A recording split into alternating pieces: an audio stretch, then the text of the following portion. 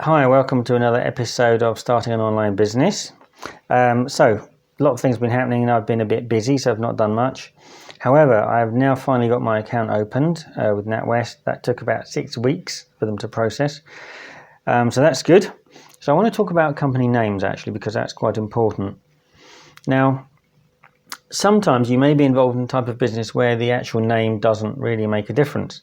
For example, some years ago I was an IT contractor, I was a contract programmer, and I was getting all my work through agencies. So they knew my name and the actual company name I had was technically irrelevant really.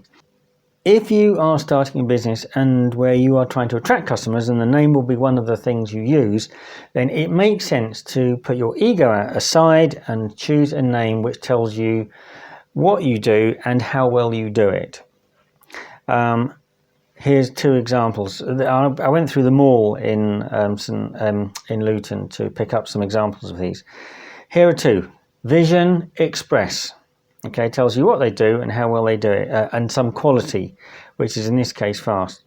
You've also got Spec Savers. So that again, same thing, but they're telling you they do it cheaply. Another shop, I Mend Gadgets.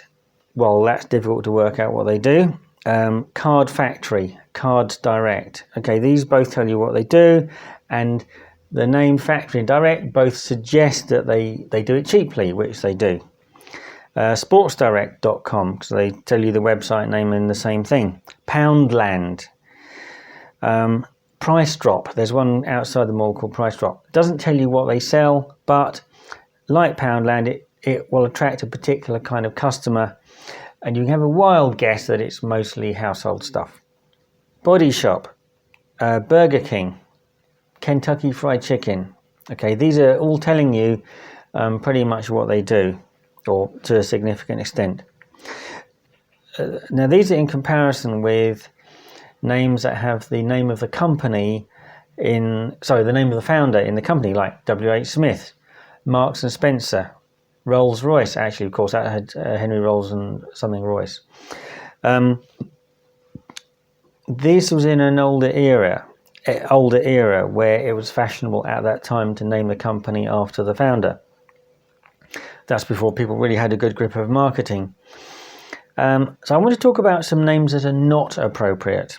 Okay, one of those might be plays on words where you're making some cultural reference. An example of that, there was a shop that sold doors that was called Her Indoors. Now, this was in relation to the series called Minder with George Cole and I've forgotten the other actor's name actually, where George Cole's character kept referring to his wife. He called her Indoors.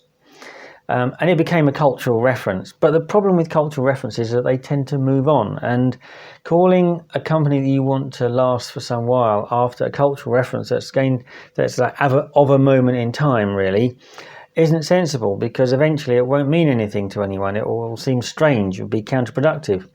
So eventually, of course, they end up changing the name to something else. There's a central heating company called Pacific Heat.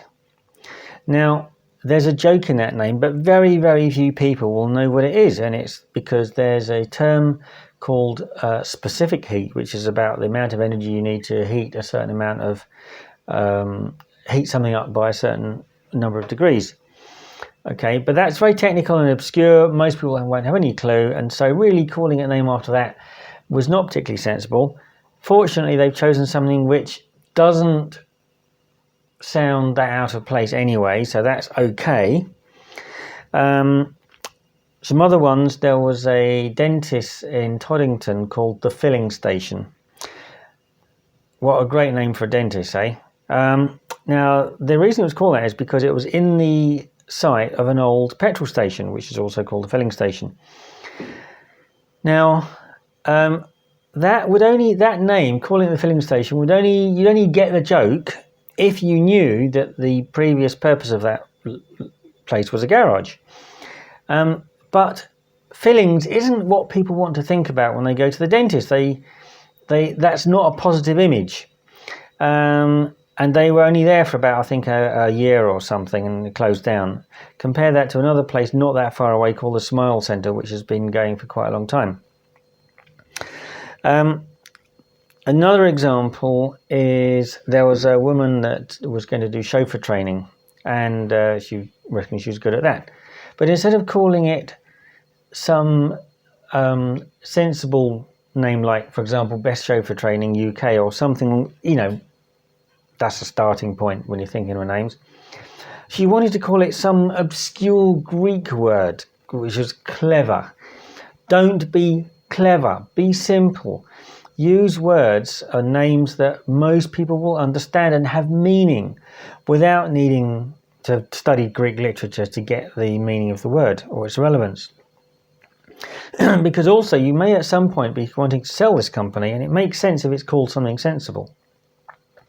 Now, my company is called Pivotal Shift, and that doesn't say what it does exactly, but that's because I'll be using it for several slightly different things.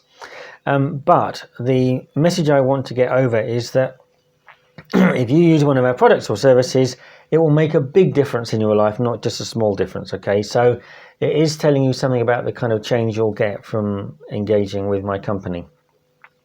So I hope that helps, thinking about your company name, because it is important, or it can be important for most types of business. Don't be clever and put your ego aside when choosing a name. Be simple rather than complicated, and preferably aim for something which tells people what you do and how well you do it. Hi, there's one other thing I really wanted to add, and that's quite important. And it's about not choosing negative names for your company.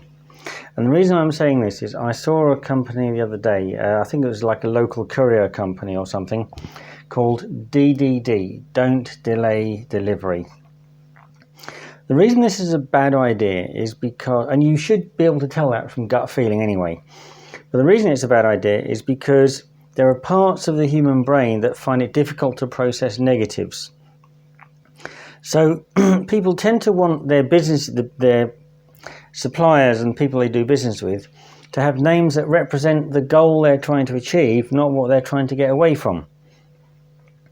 So, there may be some circumstances when it's appropriate, but for a courier company, having the name of what you don't want to achieve in it doesn't, to me, seem like a very sensible idea. So either they're going to go out of business soon, or they're probably going to finally end up changing their name, because I certainly can't see them becoming a worldwide courier company with a name like that.